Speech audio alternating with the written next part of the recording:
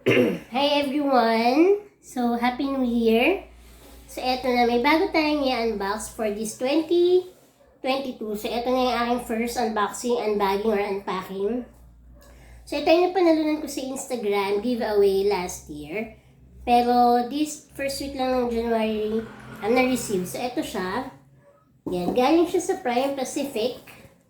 Ayan. Prime Pacific Food Corporation. So, ayan. Delicious starts here. So, delicious starts here. So, ito, tingnan natin isa-isa. Sorry, ipagputok. Happy New Year! So, ang una ay, sa 4 na piraso ito yun. Sweetened condensed coconut milk. So, gata siya na condensed. So, ayan. Ano kaya, saan recipe kaya ito magagamit ni Mother? Si Mother talaga. Dairy and soy free. Oh, pwede sa vegan. Sa mga vegetarian, tama ba? Sa mga basta vegan. You taste the original world's first sweetened condensed coconut milk. Oh, actually ngayon lang ako ng coconut milk tapos condensed siya.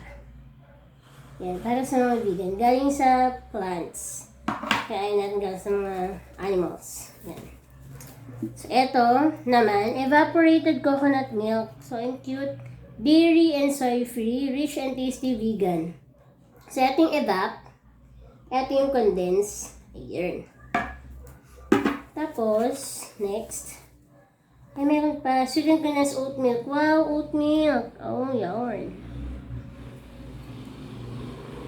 Ayan. Rich and tasty yan. Since 2020. So, medyo bago lang itong brand na to.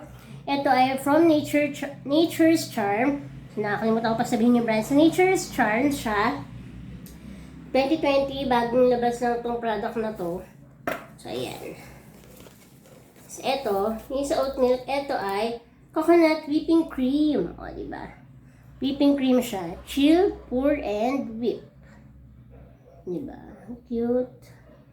Nakakatawa. 4 na piraso siya. Yan. Ito. Ito. Tapos, meron siya nakasulat dito. Hi! Congratulations on winning our Nature's Charm Christmas giveaway. Ayan. Here's a gift just for you. You can now create more delicious and healthy recipes using Nature's Charm since it's vegan, lactose-free, dairy-free, and gluten-free. Lalo na para sa may mga allergies, diba? Yun. Good para sa inyo to. Hope you can share us on your socials and tag us, Nature Charms _PH on FB and IG from Nature's Charms. Ayan. Para sa mga may mga special cases na hindi sila pwede sa mga milk, yung kailangan sa kanila gluten-free, dairy-free, lactose-free, vegan. Ayan. So, ito, sinasuggest ko to Nature's Charm. So, ayan.